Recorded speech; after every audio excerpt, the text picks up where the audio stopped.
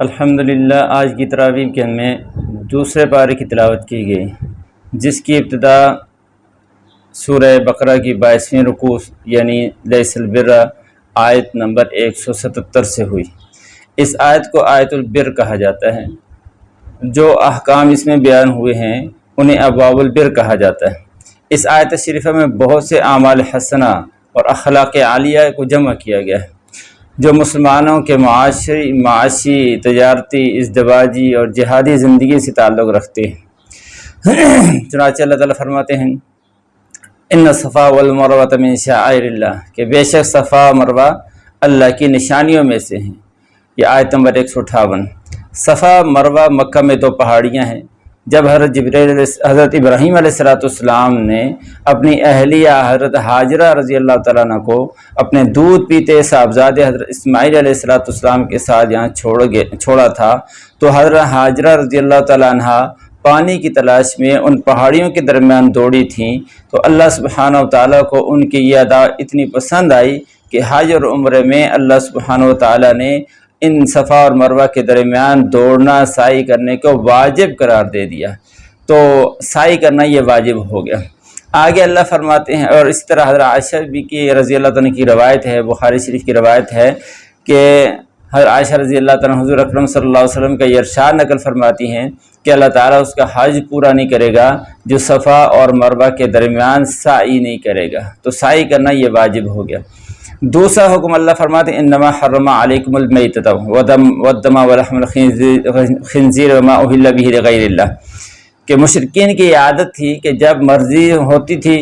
جس چیز کو حلال کرنے کا دل کرتا اس کو حلال کر دیتے، جس چیز کو حرام کرنے کا دل کرتا اس کو حرام کر دیتے۔ تو ان کے رد میں اللہ فرماتے ہیں انما حرم علیکم، کہ اللہ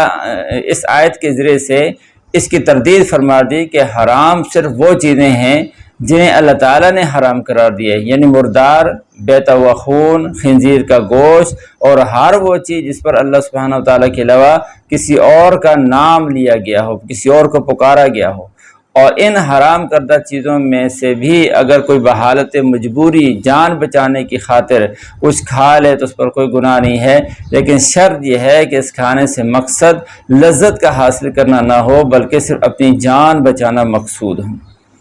ان دو مسئلوں کے بعد پھر اللہ تعالیٰ نے فرمایا لیس البر، کہ نیکی یہ نہیں ہے کہ تم جو ہے یعنی مشرق کی طرف منہ کرو یا مغرب کی طرف منہ کرو۔ پھر اللہ سبحانہ و تعالیٰ نے آگے جو ہے نیکیوں کی قسمیں بیان فرمائی کہ نیکی یہ ہے کہ تم اللہ تعالیٰ کی ذات پر ایمان لاؤ، آسمانی کتابوں پر، آخرت کے دن پر ایمان لاؤ، اور اللہ کی محبت میں مستحق لوگوں پر مال خرچ کرو، نماز قائم کرو، زکوٰۃ ادا کرو اور وعدے کو پورا کرو۔ احکام الہیہ کی تعمیل میں جو پریشانیاں پیش آئیں انہیں خندہ پیشانی کے ساتھ برداشت کرو، ان پر صبر کرو۔ اور ان نیکیوں کو اجمالی طور پر بیان کرنے کے بعد ابواب البر کے تحت بہت سارے احکام اللہ تعالیٰ نے ارشاد فرمائے۔ چنانچہ اللہ فرماتے ہیں یا ایھا الذین آمنوا کتب علیکم القصاص فی القتلی، کہ تمہارے اوپر مقتولوں میں قصاص کو لازم کیا گیا ہے، قتل کے بدلے قتل بطور قصاص کے فرض کیا گیا ہے۔ یعنی جب کوئی شخص کسی کو قتل کر دے تو مقررہ شرائط کے پائے جانے کی صورت میں اس آدمی کو بھی اس کے بدلے میں قتل کیا جائے گا، چاہے قاتل اور مقتول کے درمیان سماجی، خاندانی، مالی، جسمانی اعتبار سے کتنا ہی فرق کیوں نہ ہو، جو قاتل ہے وہ مقتول کے بدلے میں قتل کیا جائے گا۔ اور اس کے بعد اللہ تعالیٰ فرماتے ہیں اگلی آیت نمبر 180 میں یہ حکم ارشاد فرمایا کہ جب آدمی کو موت اپنے قریب آنے کا احساس ہو جائے کہ میں اب دنیا سے جانے لگا ہوں، تو اللہ تعالیٰ نے اس کو مال عطا فرما رکھا ہو تو اس کے ذمے لوگوں کے حقوق بھی ہوں، تو اس کے ذمے لازم ہے کہ وہ حقوق کی ادائیگی کے لیے اپنے مال کی وصیت کرے تاکہ کوئی حقدار اپنے حق سے محروم نہ ہو۔ اس کے بعد آیت نمبر 183 سے روزے کے مسائل کا ذکر کیا گیا ہے کہ ہر عاقل بالغ مسلمان پر روزہ فرض ہے، کہ وہ تقوی حاصل کرنے کا بہترین ذریعہ ہے۔ اور اس مہینے کو یہ فضیلت بھی حاصل ہے کہ اس مہینے میں قرآن کریم جیسی عظیم الشان کتاب کا نزول ہوا ہے۔ روزوں کے مسائل کے تحت مریض اور مسافر کے جو احکام تھے ان کو بھی بیان کیا گیا کہ مسافر اور مریضوں کو روزہ چھوڑنے کی اور بعد میں قضا کرنے کی اجازت ہے۔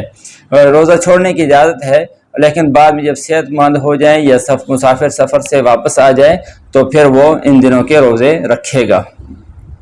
اور اس کے بعد آیت نمبر 186-87 میں ارشاد فرمایا کہ رمضان کی راتوں میں بیوی کے ساتھ میاں بیوی والے تعلق قائم کرنا جو ہے یہ جائز ہے، مگر اعتکاف کی حالت میں جائز نہیں ہے۔ اور اس کے بعد فرمایا کہ آیت نمبر 188 میں فرمایا کہ کسی بھی باطل طریقے سے کسی کا مال یہ کھا جانا یہ جائز نہیں ہے۔ اور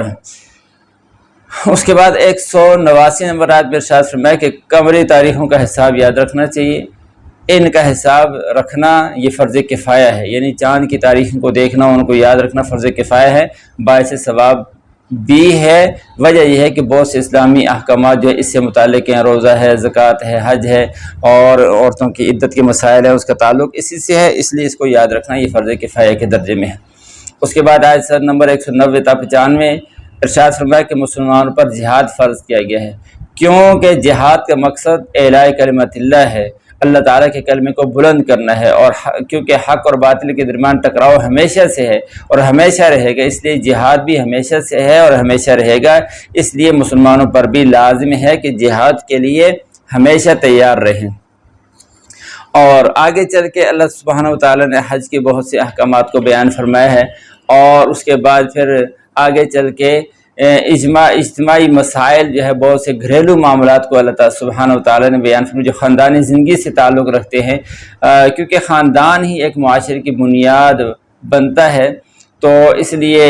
اللہ تعالیٰ نے اس سے متعلق حکم بیان۔ چنانچہ اللہ فرماتے ہیں کہ مشرکوں سے نکاح کرنا جائز نہیں ہے، چاہے مشرک مرد ہو یا عورت ہو۔ اگر عورتیں اہل کتاب یعنی یہود و نصارہ کی ہوں اور اہل مذہب ہوں تو پھر جو ہے اللہ تعالیٰ کے ساتھ کسی کو شریک بھی نہ ٹھہراتی ہوں تو ان سے نکاح کی اجازت ہے، لیکن پھر بھی مسلمان عورت سے نکاح کرنا یہ بہتر ہے، کیونکہ اولاد کی تربیت کا اصل مدار ماں کی تربیت پر ہوتا ہے۔ اگر ماں غیر مذہب ہوگی تو اس کے اثرات وہ عورت پر بھی بچوں پر بھی مرتب ہوں گے۔ یہی وجہ ہے کہ اسلام میں حسب و نسب، حسن و جمال کو دیکھنا یہ ایک ثانوی چیز ہے، اصل اہمیت اسلام میں اخلاق، اعمال، حسن سیرت کی ہے، اور یہی وجہ ہے کہ رسول اللہ صلی اللہ علیہ وسلم نے نیک عورت کو قیمتی خزانہ قرار دیا ہے۔ اس کے بعد اللہ سبحانہ وتعالی نے اگلی آیات میں عورتوں کے خاص ایام کا ذکر کیا ہے کہ اللہ تعالیٰ کی طرف سے یہ مقرر کیا گیا ہے کہ ہر مہینے میں کچھ دن جو ہے عورتوں کو حیض کا خون آتا ہے، اور کیونکہ حیض کے خون میں ایسے جراثیم پوشیدہ ہوتے ہیں جس کی وجہ سے میاں اور بیوی دونوں کی صحت خطرے میں پڑ سکتی ہے، اس لیے ان ایام میں میاں بیوی والا تعلق قائم کرنا یہ جائز نہیں۔ البتہ آپس میں بوس و کنار، اٹھنے بیٹھنے، اکٹھے رہنے، کھانے پینے میں کوئی حرج کی بات نہیں ہے۔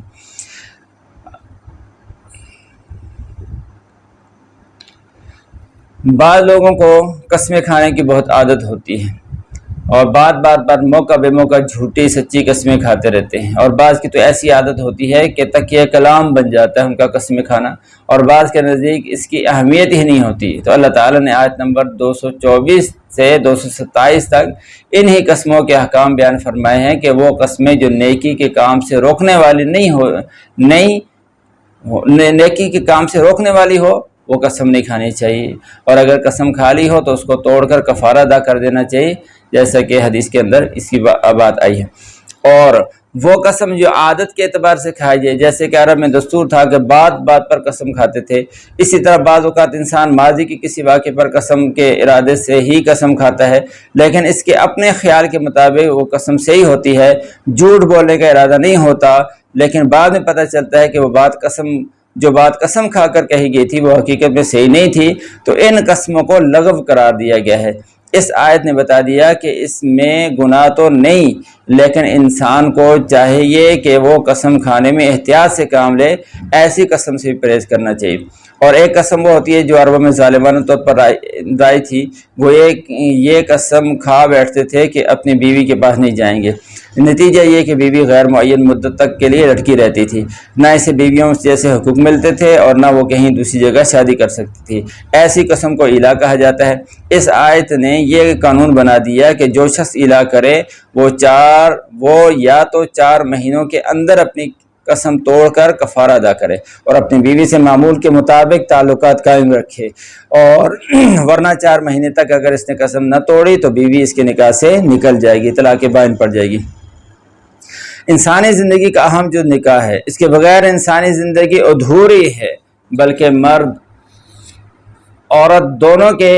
گناہ میں ملوث ہونے کا خطرہ ہے، اس لیے نکاح اللہ تعالیٰ نے نکاح کا حکم دیا ہے۔ لیکن بعض دفعہ ایسا ہوتا ہے کہ دونوں میاں بیوی کے درمیان تعلقات درست نہیں ہوتے، تو اللہ تعالیٰ نے طلاق اور خلع کا قانون بھی جاری فرما دیا ہے کہ اگر ساتھ رہنا ممکن نہیں ہے تو پھر احسن طریقے سے دونوں علیحدگی اختیار کر لیں۔ اس حکم کے اہم ہونے کی وجہ سے اللہ سبحانہ و تعالیٰ نے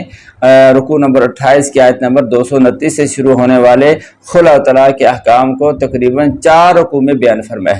اور دوسرے پارے کے آخر میں آیت نمبر 243 سے 260 تک اللہ تعالیٰ نے 2 واقعات ذکر کی ہیں جن کا بنیادی مقصد تو جہاد کی ترغیب ہے، لیکن کیونکہ بعض منافق اور کمزور طبیعت کے لوگ جہاد میں جانے سے اس لیے کتراتے ہیں کہ انہیں موت کا خوف ہوتا ہے، ان آیات میں بتلایا کہ موت کے ڈر سے بھاگنا نہیں چاہیے، اس لیے کہ موت تو آنی ہی ہے، جب آنی ہی ہے تو اس میں بھی اللہ تعالیٰ کی رضا اور مرضی تلاش کرنا چاہیے۔ چنانچہ ایک واقعہ وہ ہے کہ جس میں ایک بستی میں طاعون کی وبا پھیل گئی تھی، جس کی وجہ سے سب کے سب وہاں سے بھاگ نکلے اور ایک ایسی بستی میں جمع ہو گئے، تو ایک اور بستی میں جا کے جمع ہو گئے تو اللہ تعالیٰ نے ایک فرشتے کو حکم دیا، اس نے ان سے کہا کہ موتو یعنی مر جاؤ، چنانچہ سب مر گئے اور موت سے وہاں بھی بچ نہ سکے۔ دوسرا واقعہ ہوا جس میں بنی اسرائیل اور حضرت طالوت کا تذکرہ ہے کہ انہوں نے اور اس وقت کے نبی حضرت سمویل علیہ السلام نے اپنی قوم کو جالوت کی فوج سے مقابلے کے لیے تیار کیا، جو ان سے کئی گنا طاقتور تھی، لیکن بنی اسرائیل کے ان لوگوں کو اللہ تعالیٰ نے فتح عطا فرمائی، جنہوں نے اپنے نبی اپنے امیر کی اطاعت کی، ان کی تعداد صرف 313 تھی، اور جنہوں نے بزدلی اختیار کی، نبی اور امیر کی اطاعت نہیں کی، وہ ہمیشہ کے لیے نامراد ہو گئے۔ یہ جالوت اور حضرت طالوت کا واقعہ ایسا واقعہ تھا کہ جس کی پورے طور پر خبر یہود کو بھی نہ تھی۔ نبی امی نے پورے واقعے کو بیان فرما دیا، جس سے معلوم ہوا کہ آپ کا رابطہ اللہ سبحانہ و تعالیٰ سے ہے، جب ہی آپ کو اس واقعے کی ساری تفصیل معلوم ہے، ورنہ آپ تو نبی امی ہیں، آپ کو کچھ لکھنا پڑھنا بھی نہیں آتا تھا، تو جو کچھ بھی بتایا وہ اللہ تعالیٰ کی طرف سے وہی آنے کے بعد ہی بتایا جا سکتا ہے۔ تیسرا پارہ شروع ہوا، تیسرے پارے کے دوسرے سورہ بقرہ کے آخر میں 2 آیتیں ایسی ہیں جن کی فضیلت حدیث مبارکہ میں بہت آئی ہے۔ ان میں پہلی آیت الکرسی ہے جو 50 کلمات اور 10 جملوں پر مشتمل ہے، اور اس میں 17 بار اللہ تعالیٰ کا ذکر صراحتاً اور اشارتاً آیا ہے۔ اس کی فضیلت میں ہے کہ آپ صلی اللہ علیہ وسلم نے ارشاد فرمایا کہ جو شخص ہر نماز کے بعد آیت الکرسی پڑھ لیا کرے گا تو جنت میں داخل ہونے کے لیے صرف موت ہی اس کی آڑ بنتی ہے، اور جس نے آیت الکرسی سوتے وقت پڑھ لی تو اللہ تعالیٰ اس کے گھر، اس کے پڑوس اور آس پاس کے گھروں میں امن رکھے گا۔ اور دوسری آیت سورہ بقرہ کی آخری آیت ہے، اس کی فضیلت کے بارے میں حدیث شریف میں ہے کہ ایک مرتبہ حضرت جبرائیل علیہ السلام آپ علیہ السلام کی خدمت میں حاضر ہوئے، اسی دوران آپ سے اوپر سے ایک آواز سنی گئی، تو انہوں نے سر اوپر اٹھا کر دیکھا اور فرمایا کہ یہ آسمان کا دروازہ آج کھلا ہے جو آج سے پہلے کبھی نہیں کھلا تھا۔ اس دروازے سے ایک فرشتہ نازل ہوا ہے جو اس سے پہلے کبھی نازل نہیں ہوا تھا۔ اس فرشتے نے حضرت صلی اللہ علیہ وسلم کو سلام کیا اور عرض کیا کہ آپ 2 نوروں کی خوشخبری سن لیجئے جو آپ کو عطا کیے گئے ہیں اور آپ سے پہلے کسی نبی کو نہیں ہوئے، ایک سورہ فاتحہ، دوسرا سورہ بقرہ کی آخری آیات۔ ان میں سے جو بھی حصہ تلاوت کیا جائے گا اللہ تعالیٰ ضرور آپ کا سوال کے مطابق عطا فرمائیں گے، آپ جو سوال کریں گے وہ آپ کو مل جائے گا۔ تیسرے پارے کے آغاز میں ان خصائص کا ذکر ہے کہ جو بعض انبیاء علیہ السلام کو دیے گئے، کسی کو سیادت قیادت عطا کی، کسی کو بلا واسطہ ہم کلامی کا شرف دیا گیا، کسی کی تائید واضح معجزات سے کی گئی۔ یہ تمام انبیاء علیہ التسلیمات بلند مرتبہ کے باوجود فضل و شرف میں ایک جیسے نہیں ہیں، بلکہ بعض کو بعض پر فضیلت حاصل ہے۔ اسی طرح ان کی امتوں کو بھی ایک دوسرے پر فضیلت حاصل ہے، چونکہ بہت ساری خصوصیات اور امتیازات کی وجہ سے نبی اکرم صلی اللہ علیہ وسلم کو تمام انبیاء پر فضیلت حاصل ہے، اس لیے آپ کی امت کو بھی تمام امتوں پر فضیلت حاصل ہے۔ سورہ بقرہ میں یہ اہم مضامین بیان کیے گئے، مثلا انفاق فی سبیل اللہ کی فضیلت، سود کی حرمت، قرض، تجارت اور باہمی لین دین رہن کے احکامات بھی بیان کیے گئے۔ یہ احکام جس آیت کریمہ میں بیان ہوئے ہیں وہ قرآن کی سب سے بڑی آیت ہے، جس سے ثابت ہوتا ہے کہ قرآن کریم مالی معاملات کو کس قدر اہمیت دیتا ہے، اور یہ کہ اسلام دین اور دنیا، عبادت اور تجارت، جسم اور روح سب کو لے کر چلتا ہے۔ سورت کے اختتام پر اللہ تعالیٰ نے یہ ارشاد فرمایا کہ اللہ تعالیٰ کسی بھی انسان پر اس کی طاقت سے زیادہ بوجھ نہیں ڈالتا، جس سے معلوم ہوا کہ اس سورت میں جتنے بھی احکامات بیان کیے گئے ہیں ان پر عمل کرنا صرف یہ کہ مشکل نہیں ہے بلکہ اس پر عمل کرنا بہترین زندگی ہے۔ آگے سورہ آل عمران جو ہے یہ مدنی صورت ہے، اس میں 20 رکوع اور 200 آیات ہیں، کیونکہ اس میں حضرت عمران حضرت موسیٰ علیہ السلام کے والد کا نام تھا، حضرت مریم کے بھی والد کا نام عمران تھا، لیکن دونوں میں 1800 سال کا فرق تھا، اور یہاں دونوں ہی مراد ہو سکتے ہیں۔ ان کے خاندان کا تذکرہ کیا ہے، اس لیے سورت کا نام آل عمران ہے۔ سورہ بقرہ اور سورہ آل عمران کے مضامین بہت زیادہ مناسبت پائی جاتی ہے، اس وجہ سے حضور علیہ السلام نے فرمایا کہ 2 روشن صورتیں یعنی سورہ بقرہ اور آل عمران پڑھا کرو۔ ان دونوں صورتوں میں اہل کتاب کو خطاب ہے، مگر سورہ بقرہ میں یہود سے اور سورہ آل عمران میں نصارہ سے خطاب ہے۔ سورہ آل عمران اس کی فضیلت یہ ہے کہ رسول اللہ صلی اللہ علیہ وسلم نے ارشاد فرمایا کہ قیامت کے دن قرآن پاک کو لایا جائے گا، اور قرآن والوں کو بھی لایا جائے گا جس پر عمل کرتے تھے، ان کے آگے آگے سورہ بقرہ اور سورہ آل عمران ہوں گی، جو 2 بادلوں کی طرح، 2 صاحبانوں کی طرح ہوں گی، جن کا سایہ خوب گھنا ہوگا اور ان کے درمیان خوب روشنی چمک رہی ہوگی۔ تو یہ خلاصہ ہوا دوسرے دن کی تراویح کا، جو دوسرا سوا پارہ ہے۔ تو اللہ سبحانہ و تعالی ہمیں قرآن پاک کو سمجھنے کی، اس پر عمل کرنے کی توفیق نصیب فرمائے۔